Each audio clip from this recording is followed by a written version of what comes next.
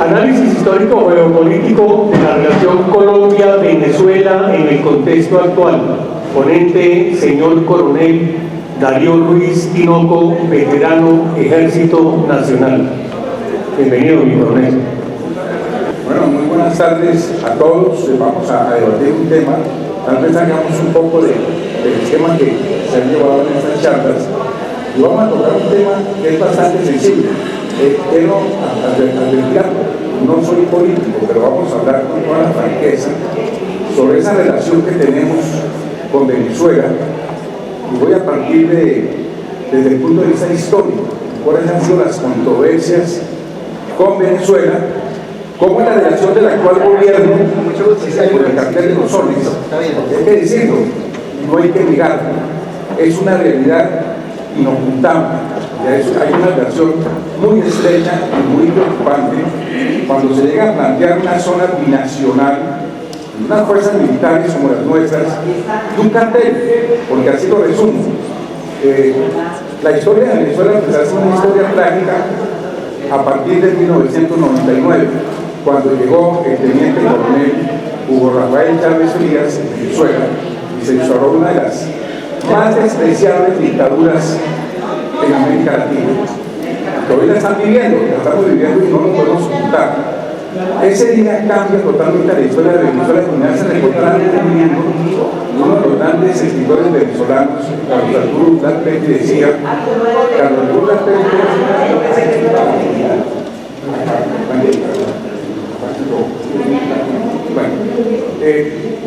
maravilloso que pueda señalar. Decía este personaje que ya murió hace unos años, era ya un hombre de muchos años, una frase muy cierta: emerge Venezuela edificada en el falso maná del petróleo. Cuando se descubra la verdadera Venezuela, surgirá trágica y desnuda. Esa profecía se cumplió. No podemos desconocer que 8 millones de venezolanos han salido despavoridos del territorio de Venezuela, que no es una democracia, que es una dictadura totalmente, pues, ya lo sabemos, yo lo mencioné casada con el cartel de los soles, pero hay que mirar, y hay unos libros y yo siempre recomiendo que los lean, cómo terminan las democracias de Jean-François Lebel. Hay que leerlo para ver hacia dónde va Colombia. Es un escritor francés. Yo tuve la oportunidad en el año 79, cuando tenía cabello, ya no, de estar en el lanzamiento del libro de Jean-François Lebel, que es interesantísimo. Y el otro es El poder del charlatán. Eso lo voy a explicar al señor presidente Petro, escrito por Greta de Francesco, una austriaca judía. Ese libro se publicó en 1937. Hace un diagnóstico interesantísimo de lo que es el charlatán y cómo el charlatán lleva a los pueblos a esas tragedias porque le creen. Es que creen que un presidente vaya al muro de Berlín y lamente que se haya caído el muro de Berlín. Eso es una vergüenza, que salga con un megáfono como vendedor, como comprador de libros de oro, pidiéndole a los soldados norteamericanos que desobedezcan la orden del presidente Trump. Le quitaron la visa, ¿no? Yo lo hubiera expulsado del país. Bueno, vamos a empezar con esta historia. Colombia y Venezuela, pues vamos a empezar. Ustedes no entienden acá, yo tengo que hacer la voz muy débil. Entonces,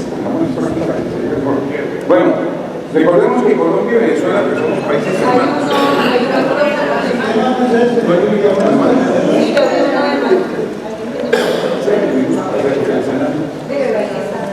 Ahora sí. Bueno, sabemos que Colombia, Venezuela y Ecuador somos países hermanos. Hemos tenido siempre la misma bandera, la misma historia. Hemos compartido los mismos héroes de la independencia.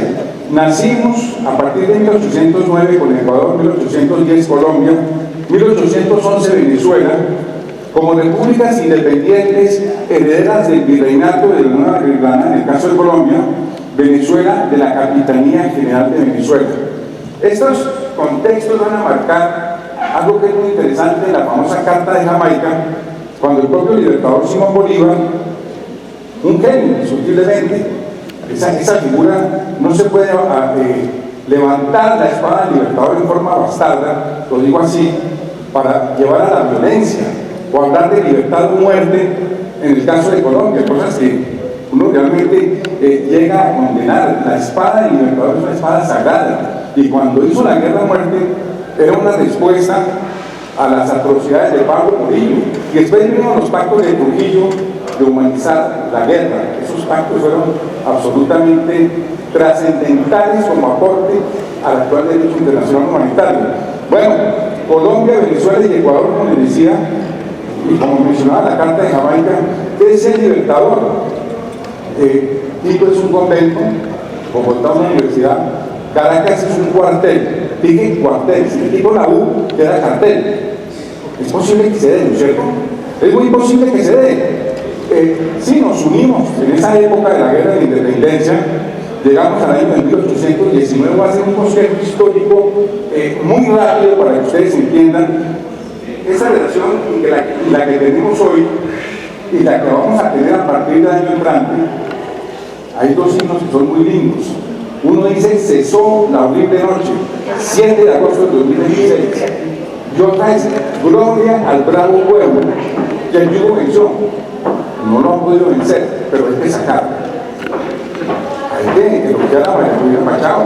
Así a Petro no le guste que se haya ganado el premio Nobel de Paz, merecido, por cierto, porque ha sido una luchadora, una mujer admirable, y ella es la mujer del milenio.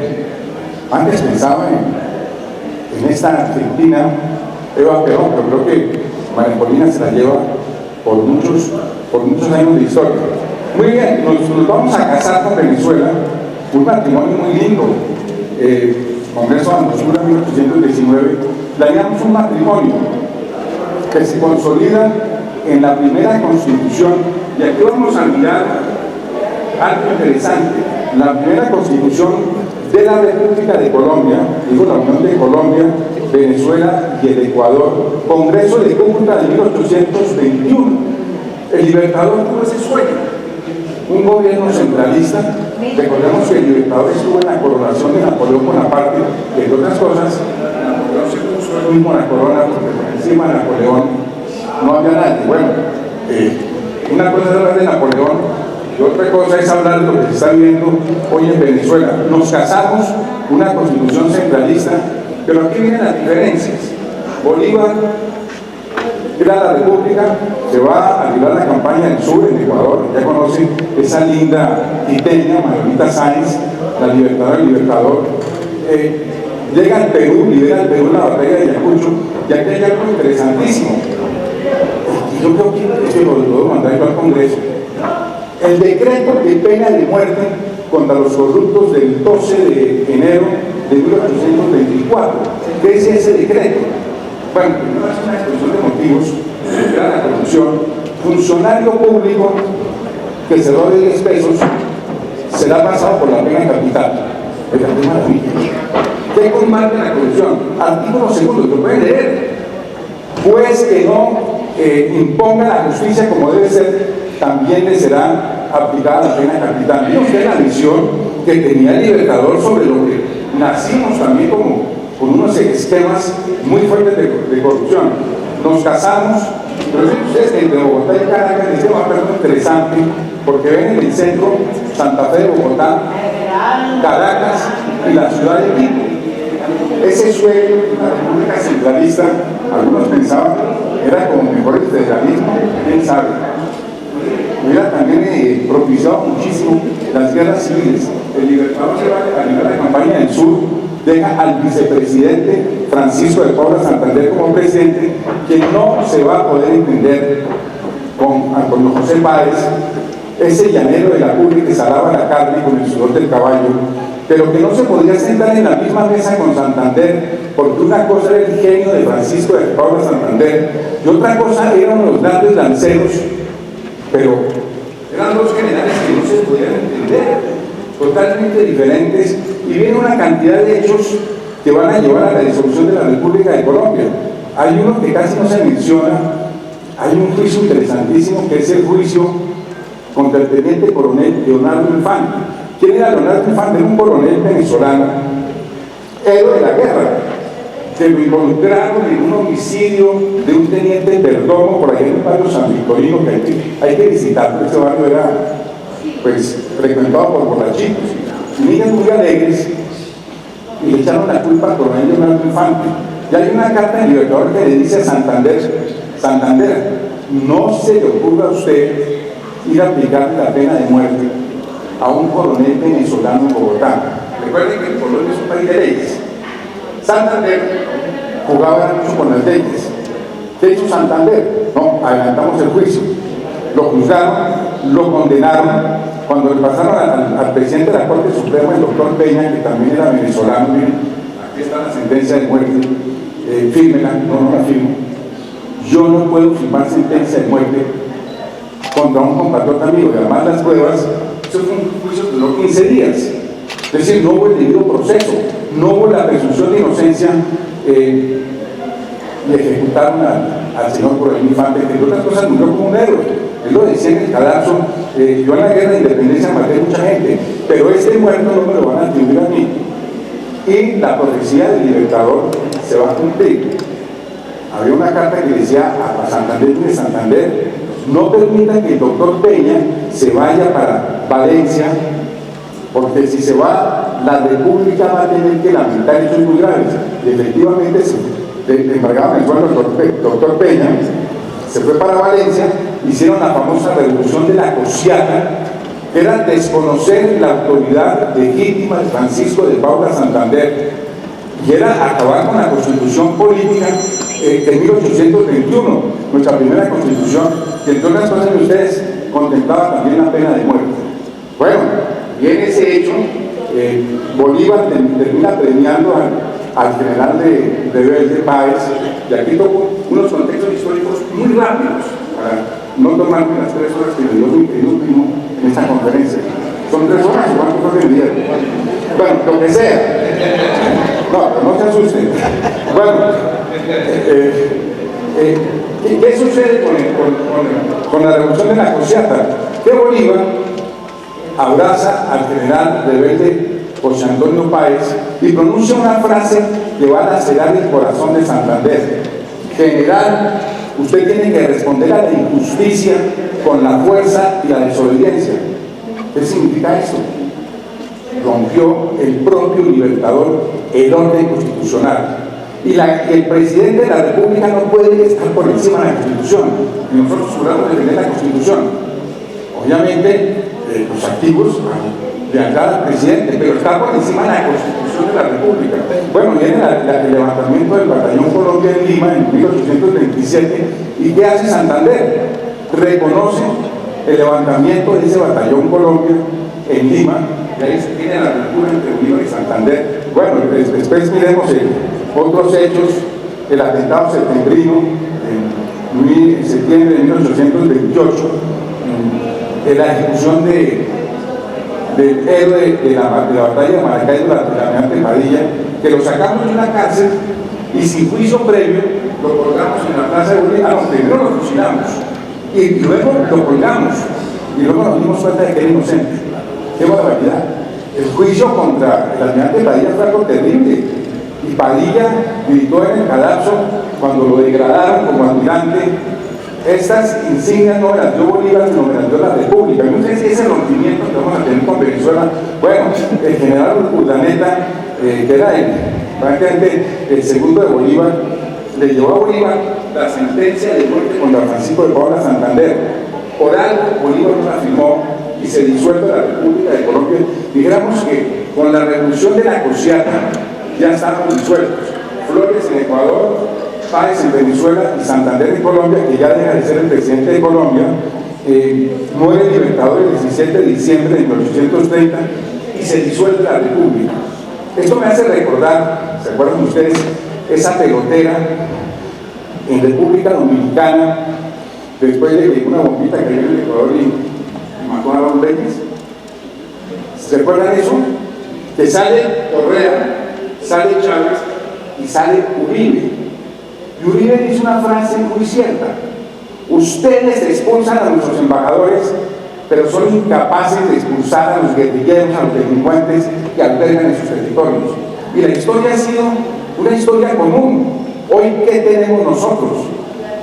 Unos terroristas asociados al cártel de los Soles, no a la quinta esa de práctica, yo no sé si eso existe, pero sí existe el cartel de los soles. Yo estoy buscando cómo capturar a Maduro y ganarme 50 millones de dólares y salir de pobre. Sería maravilloso. Difícil, pero ojalá que se dé. Hay que creer en Dios, eso sí hay que creer en Dios. Bueno, se disuelve la República, aquí como adelante. Bueno, queremos algo muy rápido aquí de la... Aquí como señalo con el rojo. Bueno, y ustedes que Colombia y Venezuela, como vamos a hablar de esa relación, compartimos una frontera de 2.219 kilómetros de extensión, la frontera más dinámica de América Latina, que se divide en 6 sectores: La Guajira, la Serranía, el Periférico, los Montilones, vamos a ver si esto me marca, San Faustino, la Liga Salaria, Caleta, Alto y Río Negro. Una frontera que históricamente ha sido supremamente conflictiva, porque cuando se disuelve la República de Colombia, sucede exactamente igual que cuando se disuelve un matrimonio. ¿Qué hay que hacer cuando se disuelve un matrimonio? Primero, la separación de cuerpos, ¿cierto? Yo no vuelvo más con usted. Segundo, ahora repartamos cuánto debemos. Bueno, nos reunimos en Bogotá, nuestro ministro de Relaciones Exteriores se llamaba Nino de Pombo. Ustedes han visto que se ha adquirido un Pombo, que es de rancho abolengo. ¿Han visto ustedes algunos lustrabotas que tengan el apellido Pombo? Uribe, Holguín, ni siquiera Petro. No hay ese apellido. Pombo. Bueno, su primer canciller entonces va a ser el papá del poeta Rafael Pombo, que nació el 10 de enero de 1833 en la calle 10 con Quinta. Ahí es la casa Pombo.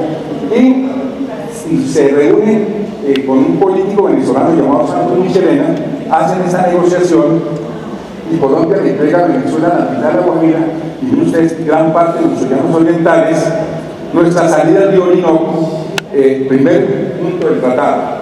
Segundo punto, vamos a repartir la deuda externa. ¿Cuánto le debemos a los ingleses? 115.000 pesos oro. ¿Cómo lo repartimos?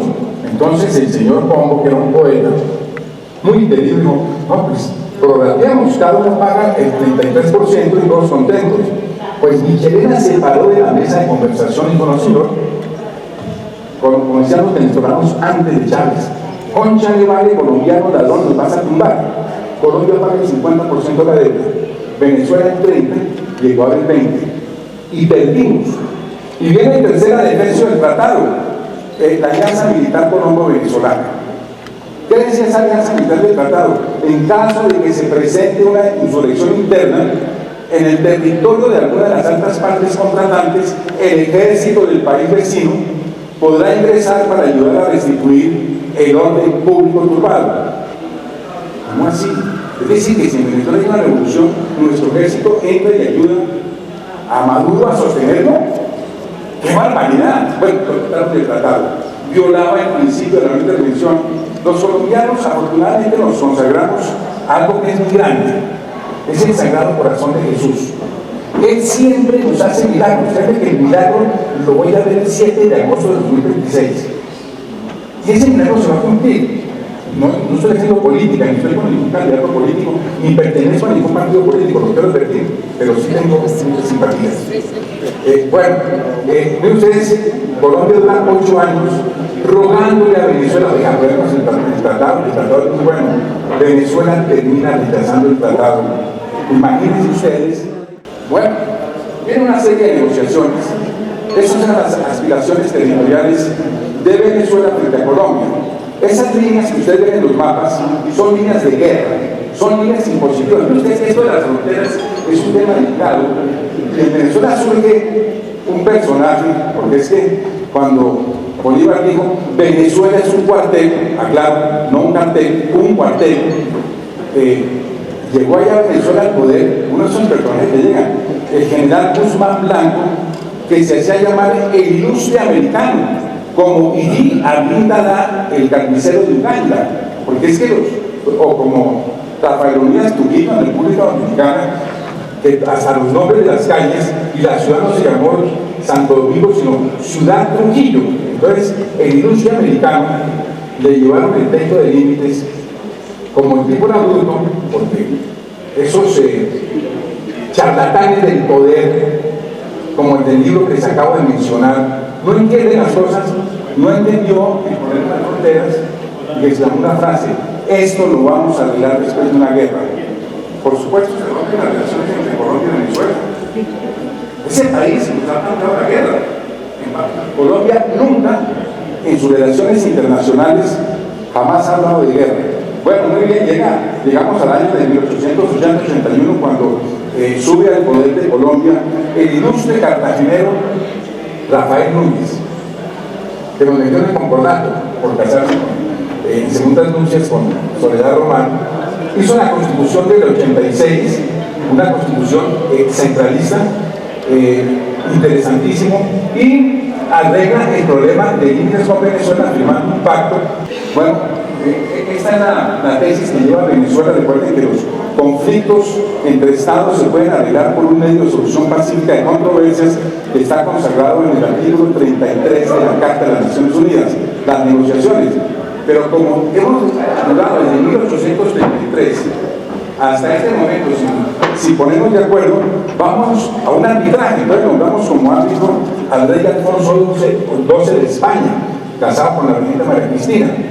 Obviamente España era el país en aplicación del utis possidendi iuris, y quiere decir que las antiguas colonias de España delimitarían sus fronteras de acuerdo a la división territorial entre virreinatos y capitanías. Nombramos a Alfonso XII.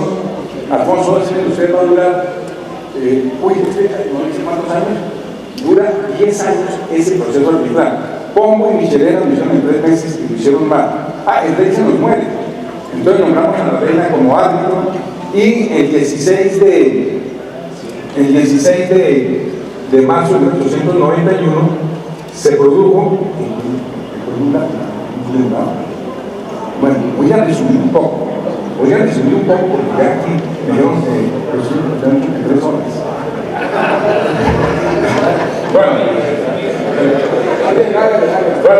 voy a resumir para llegar al momento actual. Bueno, se firma el Tratado Definitivo de Límites por el lado militar, que resuelve totalmente el problema colombo-venezolano. Ahora voy a tocar la etapa actual para ir cerrando, porque ya mi mayor Tinoco me dijo: primo, estás hablando mucho y eso no es conveniente. Bueno, miren ustedes, a partir de la llegada de Chávez al poder de Venezuela, nosotros teníamos una muy buena relación militar. Yo soy testigo de excepción cuando en el 2001 estuve en la Compifrón, en Caracas, ya era oficial retirado, y Chávez dijo, ante el mando militar venezolano, estaba Miguel Tapia, asistente, Miguel Mora: las FARC no son enemigo común. Si no son enemigo común, ¿qué son? Su aliado, indiscutiblemente. Ahí se rompe la famosa Compifrón, que era la Comisión Nacional Fronteriza, que era precisamente para mantener limpia la frontera. Había un general Müller, venezolano, que antes de Chávez decía: nosotros apoyamos a la guerrilla colombiana porque es una forma de mantener debilitado el ejército de Colombia. ¡Qué inmoralidad! Y viene esa relación que es muy tormentosa entre Chávez y el presidente Uribe, que termina con los hechos de la República Dominicana. La alianza se va conformando aún más, porque Venezuela se convierte en el tablero estratégico más grande para las FARC, para el ELN y para todas las organizaciones criminales, que hablar de una zona binacional y hablar de intercambio de inteligencia imagínense ustedes, intercambiando inteligencia con Pablo Escobar Gaviria, por ejemplo. Vamos a intercambiar inteligencia para combatir el narcotráfico. Eso es realmente un verdadero adefesio. Ya como colofón, para ir terminando la charla, ¿duré mucho hablando o no? ¿Cómo? Bueno, miren ustedes, para ir terminando, voy a hacer unas proyecciones. Bueno, ya sabemos que nuestro embajador en Caracas, en Flexo, se inclinó ante Maduro, dándole un reconocimiento como legítimo gobierno, cuando se robaron las elecciones de la manera más descarada. Perdieron por más de 4 millones de votos. Se la robaron las elecciones. Petro no dice absolutamente nada. No dice nada de los torturados colombianos que están presos en las cárceles de Venezuela, pero sí habla muy mal del Estado de Israel. Bueno, eso es otro tema. Sí, nadie puede reconocer que Netanyahu cometió un genocidio. Sí, eso hay que reconocerlo. Pero ¿qué hizo Hamas? lo mismo, ¿no es cierto? Lo que pasa es que la proporción de la respuesta, en la guerra hay un principio que es el principio de la proporcionalidad, que es la respuesta proporcional al ataque. Esta, sin lugar a dudas, fue desproporcionada. ¿Qué va a pasar en la perspectiva para el año entrante? Sueño con que alguien haya cobrado 50 millones de dólares. Bueno, los 100 millones de dólares, porque también a Diosdado Cabello y a Vladimir Padrino, 25 millones de dólares sirve muchísimo. Ese régimen tiene que caer. Y los colombianos no podemos seguir siendo cómplices ni haciéndole el juego a un gobierno tan despreciable como el gobierno de Venezuela. No está aquí el embajador de Venezuela, lamentablemente no lo invitó mi primo. Bueno, con eso yo quiero concluir. Yo creo que si gana la oposición, no creo que Maduro pueda sobrevivir, aunque ha sobrevivido. Recuerden que Duque le hizo el famoso cerco diplomático y fracasó. Recuerden que cuando entró la ayuda humanitaria a Venezuela, los colectivos chavistas la quemaron. Quemaron algo que era, no hay ningún conocimiento sobre eso. Bueno, con esto yo creo que concluyo mi breve presentación. Les agradezco muchísimo y agradezco mucho la invitación de Mayor Tinoco a este evento. Espero pues, que no haya sido tan controvertido. Espero no haber herido ninguna susceptibilidad. Levante la mano que se siga un poquito ofendido con lo que dije, pero yo creo que aquí termino. Muchas gracias.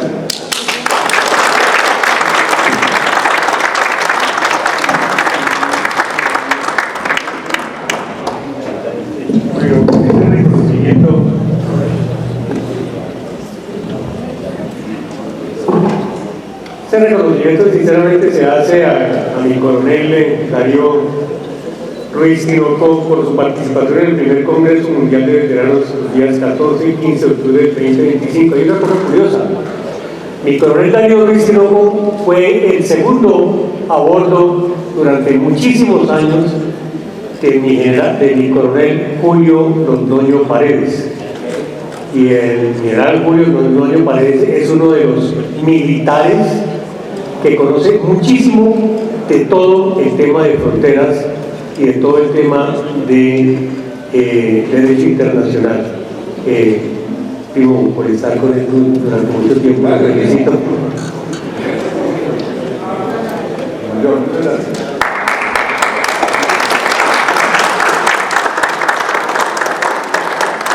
Esto nos muestra con claridad que tenemos unos veteranos muy brillantes y qué orgullo poderlos presentar aquí el día de hoy. Muchísimas gracias, mi coronel.